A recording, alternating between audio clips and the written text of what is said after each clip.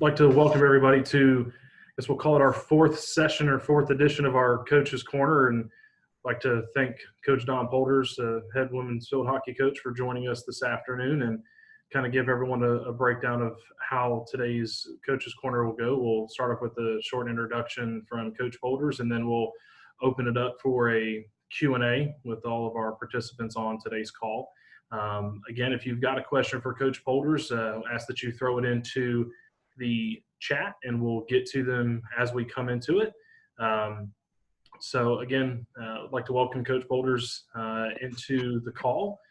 And again, Coach, you've been here for what seems like a short amount of time, but there's been a lot that's happened here in your first year. So again, if you're going to come into the first year as a head coach, I'm sure it's at least memorable for nothing else. So just give everyone a background of you and what it's been like your first year here. So the background in a nutshell is I grew up in Europe, as everybody knows. Started coaching at Michigan State University, where I got my feet wet in college coaching.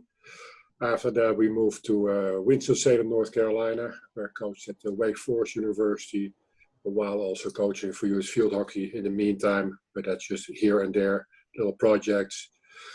In the meantime, at some point, we moved to Pennsylvania for my wife's job, and I decided to quit college coaching and start my own field hockey company, my own academy. So being in Pennsylvania also took me for 2 fall seasons to Denver, Colorado, where I coached field hockey. For the rest in Pennsylvania, I did a lot of summer camps, clinics, private lessons, became the co-director of a field hockey club, and also coached a local high school team for 4 years before we moved again back to North Carolina, where I started then at Mount Olive, January 3rd, 2019. And yes, Ryan, it was a memorable year because the first thing that happened is that my goal cages were not going to be delivered on time for my first basically season, not even a preseason, but not even for my first weekend. So luckily we had a hurricane coming. So far, luckily, so everybody had to be evacuated, no games. So luckily we got away with a weekend of no hockey with no goal cages. But the good thing was that UNC Chapel Hill, Karen Shelton was willing to help out. So we borrowed a few goal cages from there. And now with the pandemic and having the first season, it's a very memorable season, I'm not going to lie. Yeah, absolutely. So that's my story in a nutshell. So again, we talked about things being memorable in your first year. What was probably the most challenging aspect of last season in your mind? I think overall the biggest challenge was, and I knew it was going to happen, was to get a team together that actually would be able to play field hockey. And of course you can say everybody would be able to play field hockey, but at least to have the players who were available at that point would have the same mindset, that same philosophy, and wanted to take the same direction with me, and also buying in the philosophy. So we had a very, let's say, eclectic group of field hockey players, level-wise, experience-wise. Some had never played, some have played more. So the biggest challenge for us was, or for me, was to make that, a group melted and going in the same direction while enjoying everything, because that was basically my goal, that everybody would enjoy what they were doing during this whole process. So again, you've mentioned it, kind of a little bit in your introduction. You have experience all over the place and internationally, both in the States and internationally as well. What's the biggest differences between the international game and the U.S. game, if there is any? 20 years ago or 15 years ago, I would have said that the skill level is what was the biggest difference. Because I think if you look international, let's say my background from the Netherlands, we start playing field hockey at a much younger age, and everybody basically plays on turf. When I came here, I was surprised to see at some point that the majority was still playing on grass, even the younger kids, which makes it much harder for those kids to get a better understanding about those skills and to be successful with those skills. So I think that slowed down the whole process. But I think we're catching up pretty quickly. So I think that the biggest challenge is just to the skill level and the understanding of how to play certain games and understand how to solve problems on the field. Okay. Just as a reminder, we've had some people just join us here in the past couple of minutes. If you do have any questions for Coach Polders, please put those into the chat, and we'll get to them as we have a chance to. So next question, what has it been like building the first ever field hockey program here at Mount Olive? Obviously, you mentioned the goal cages not being here in time for the first really anything. Just talk us through, what's it been like being the first program here and the first of everything. What's it been like?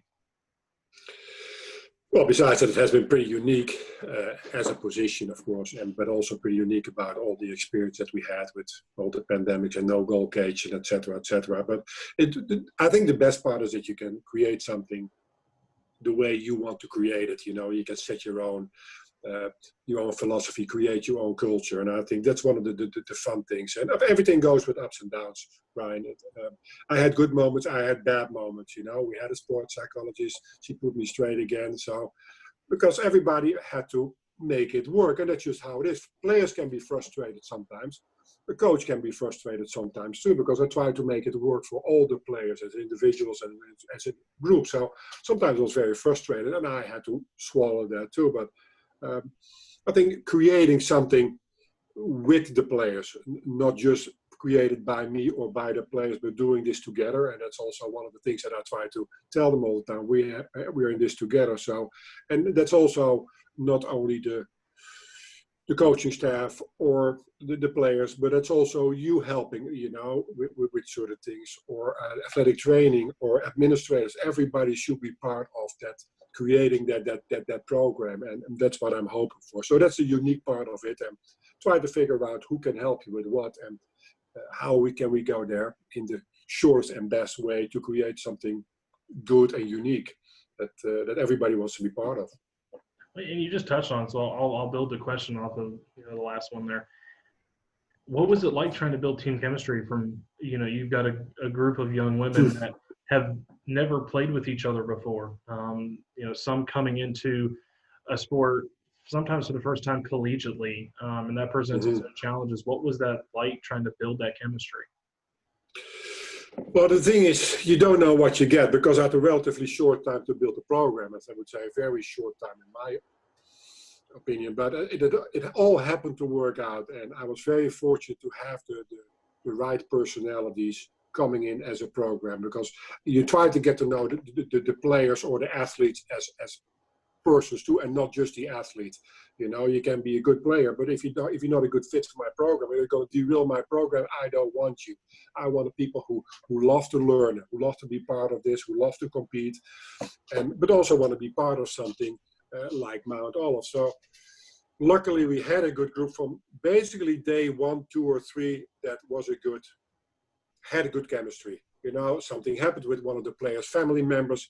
All the players rallied around her right away. So basically from there on, it only became better. They became good friends, hang out a lot together, went to movies, had dinner together, and I didn't have to do much about that. So I'm very proud to have that kind of group.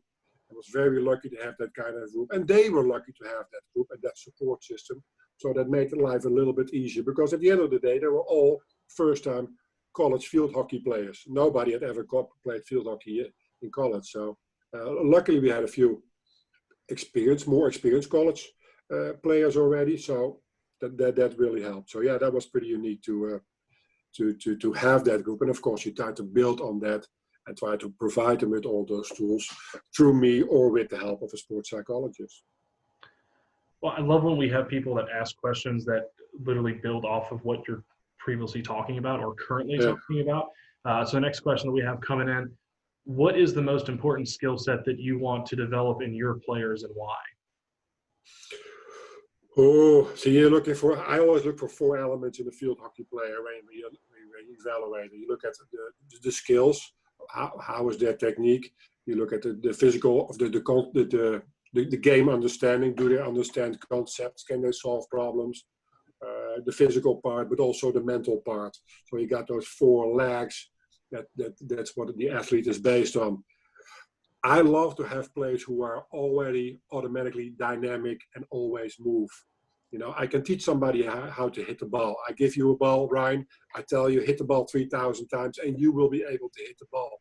But the player to have that natural, let's say, habit to move off the ball, always go after the ball, accelerate the ball, that dynamic, that explosiveness, that's the players I'm looking for, because that's part of the philosophy. We try to play explosive. You touch the ball twice, you don't hold on to the ball, but move the ball around as a team. And that's also the players I try to recruit. And we're looking at those kind of players. So the dynamic movement. Yeah. Well, I don't know if you could get me to do that. I was a baseball player. It was a totally different swinging motion. So I don't know if you put a ball in front of me, if it would look pretty ugly.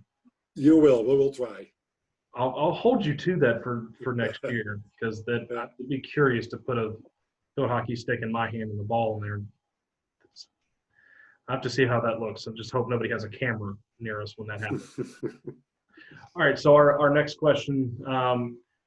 What does your summer training packet look like for your players when they're in the off season and they've got those summer workouts, and it's the most difficult time of the year because you as a coach, you're not there to mentor them and to be there. What is that summer packet look like for you to continue to hone those skill sets for those athletes when they're away? Well, yeah, for this summer, of course, everybody was very limited because everybody's living in different areas and everybody was contained in a different way.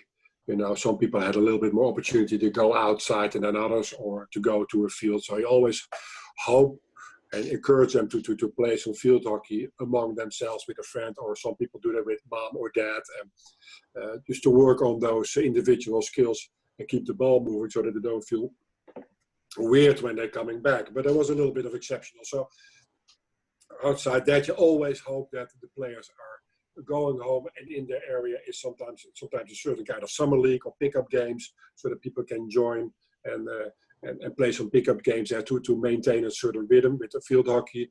And other than that, it's a lot of physical activity, of course, a lot of footwork, some strength training, but I love a lot of plyometrics, a lot of dynamic explosiveness, and try to get stronger and get a good foundation conditionally wise, so that they actually can sprint a lot back and forth. So it's a combination of both, ideally.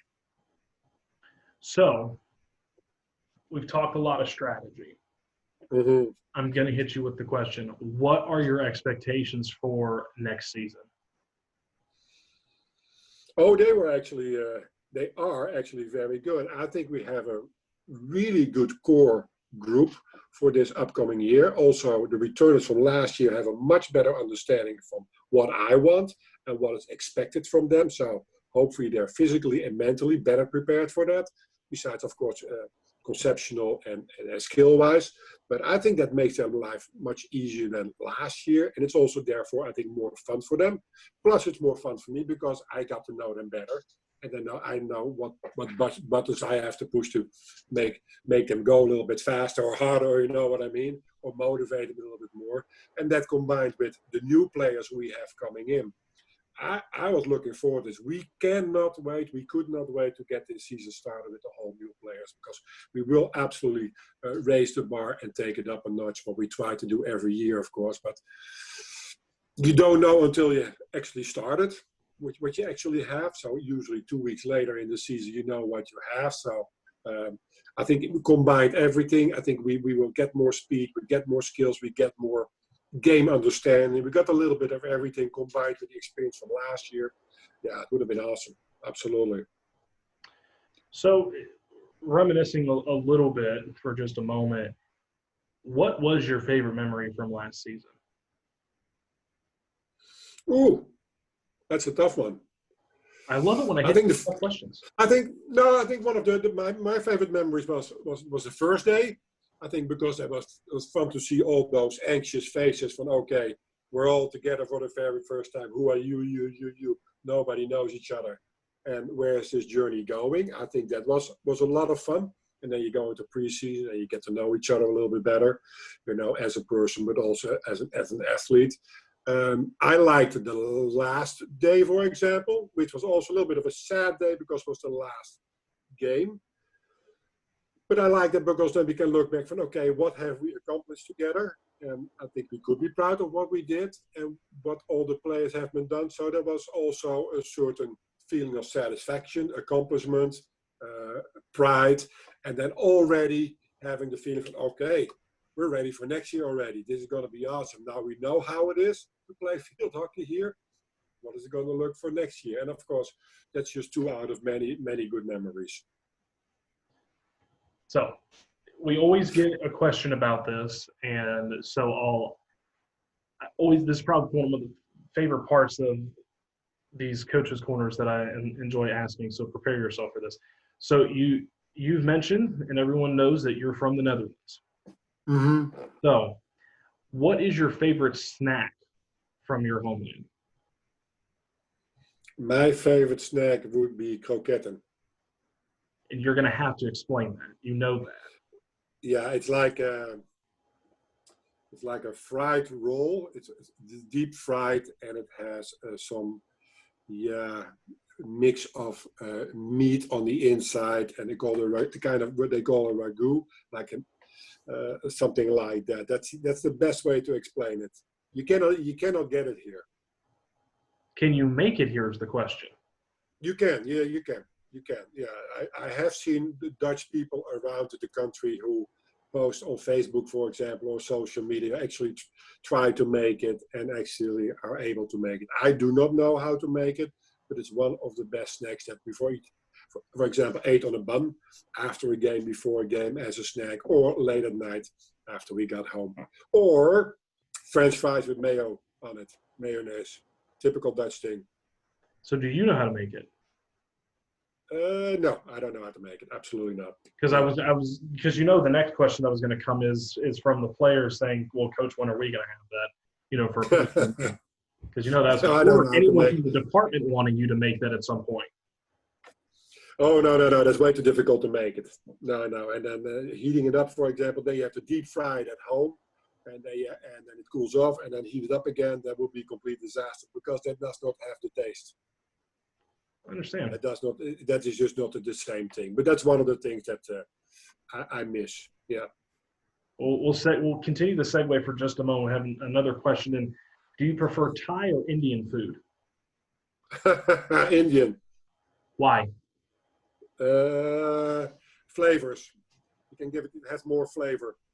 And of course you can decide that yourself. And Indian is not per definition spicy, like everybody thinks, because in general it's not spicy, but that depends also where the cook comes from what area.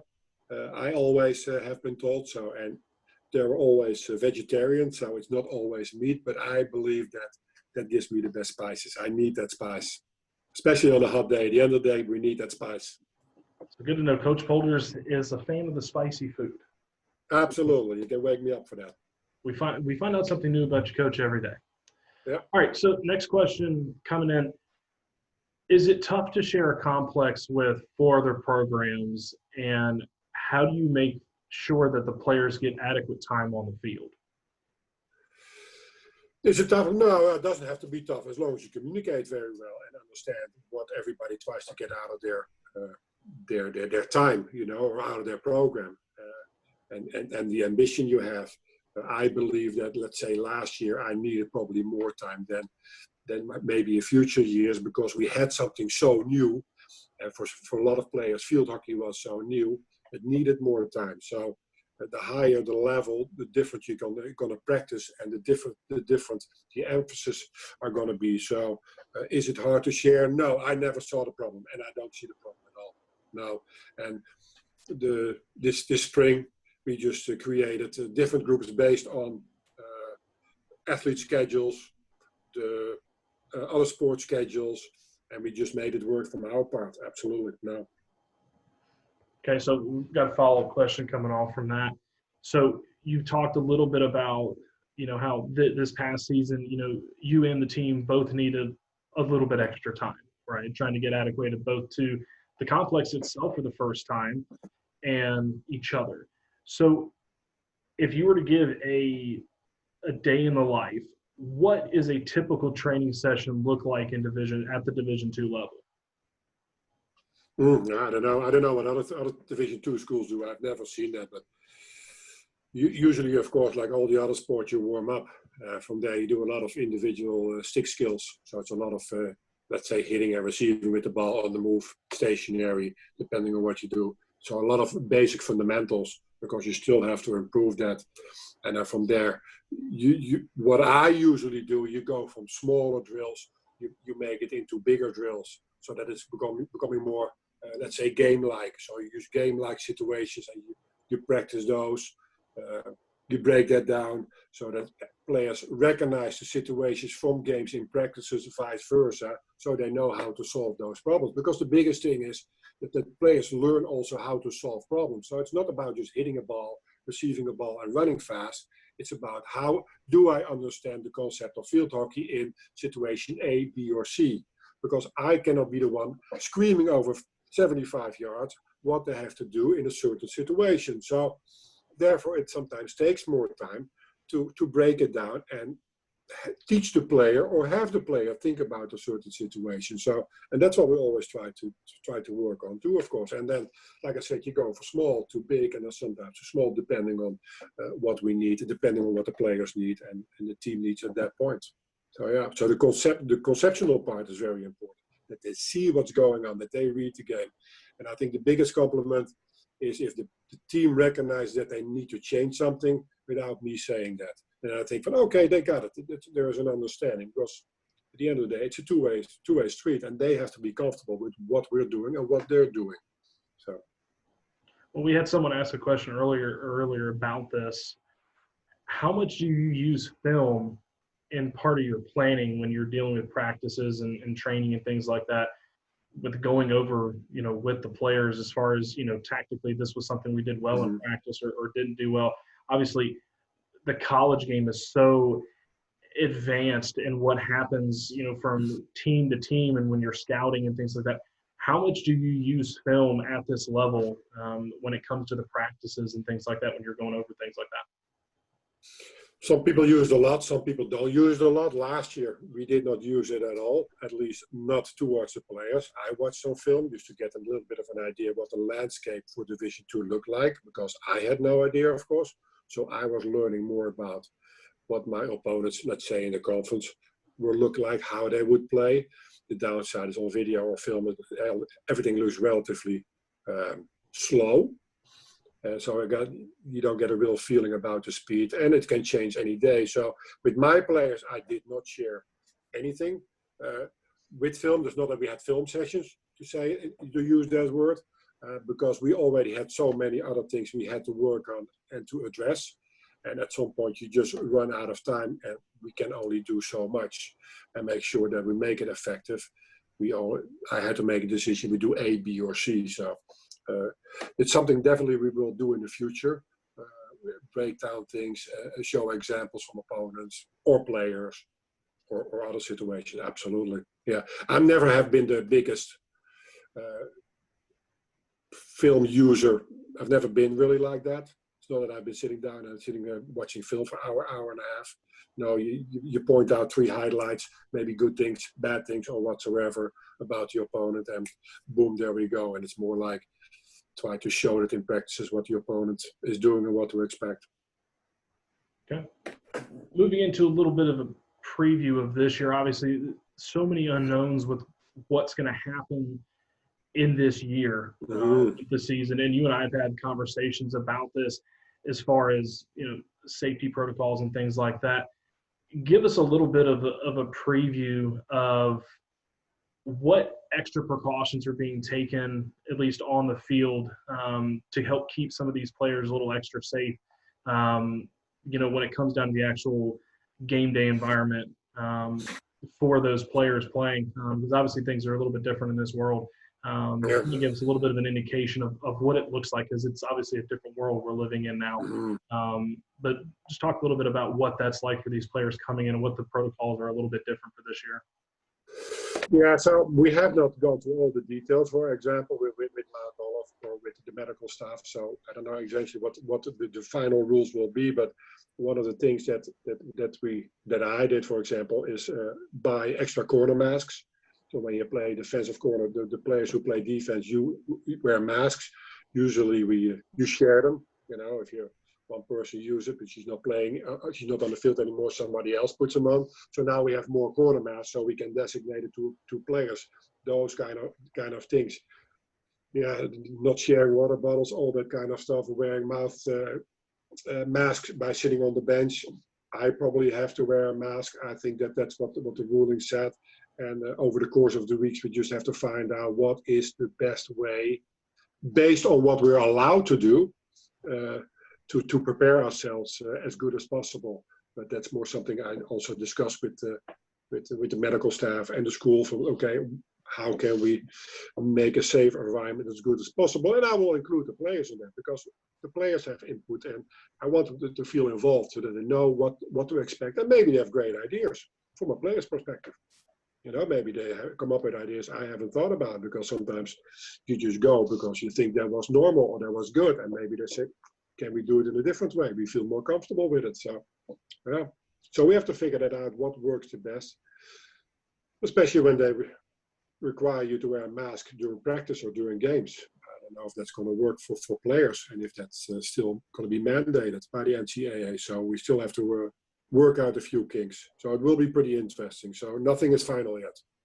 Does that make that difficult for you as a coach when everything continues to change? What appears to be almost daily, as far as your preparations for the season, does it make it difficult to even consider what you would call a plan when you have stuff changing every day? Because we know that the situation in some areas gets better, some gets worse, and you plan for some things and some of these safety protocols and things to get better, and then something changes. Okay, well now we don't have to do this anymore because the situation's getting better. Does it sometimes become frustrating because you're trying to plan for things all the time?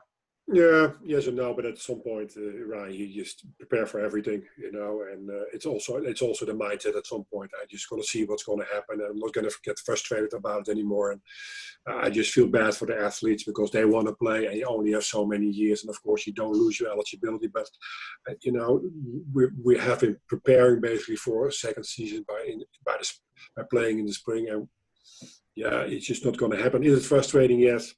I have plans maybe for the whole group, or maybe we're going to work in small groups. I'm going to make it work. You know, I'm going to make it the best. I wanted to enjoy what I'm doing. I want to enjoy what I'm doing. You know, mask or no mask, at some point we're going to make it work. So we're going to give it a very positive spin, regardless of the outcome. All right. Well, we're getting close to wrapping up here. We'll take two more final questions here. So. And they're kind of broad here, so be prepared. So what is your favorite all-time professional field hockey player? Ooh, that's a tough one. I always like Alison Annan. She's the former Australian national team player. She's now the national team coach for the Dutch women. She was a phenomenal player. I think the Dutch guy was number 14, Teun de Nooijer, was a phenomenal field hockey player. So do I really have a favorite one? Not really. No. So those two. Okay. And last question. Obviously, you've had a lot of experiences this year. What has been the most rewarding part of coaching for you?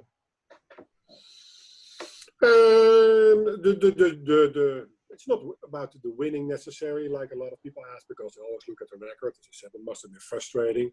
Well, if you look back from where we started and where we ended, I think it's not frustrating at all. But it's just the joy, the fun you have with it, the growth you see. And I think most important, the players who never played before who want to return because they actually enjoy being part of this whole process. That they said, this is fun. You know, but also the field hockey players who did it for the first time. They say, yeah, this was fun. It was not always easy. They probably will admit that. It was not always easy for me. I always shared that too. But I think it's just the joy of having had that first season and also already looking forward to the upcoming season. Absolutely. And I think that's one of the biggest compliments, the will to move forward and learn. I think that's a great way to wrap it up. Coach, we appreciate your time. Appreciate everybody that joined us on the call. Apologize for all the questions that came in. Had a couple coming in from different areas, so we appreciate everyone's questions that came along. Again, thank Coach Polders for joining us this afternoon. If you have any further questions for him, make sure to reach out to him at dpolders@umo.edu, and make sure to tune into all the action with the UMO field hockey team at umotrojans.com. And we appreciate your time, Coach. Thank you very much. Have a great day.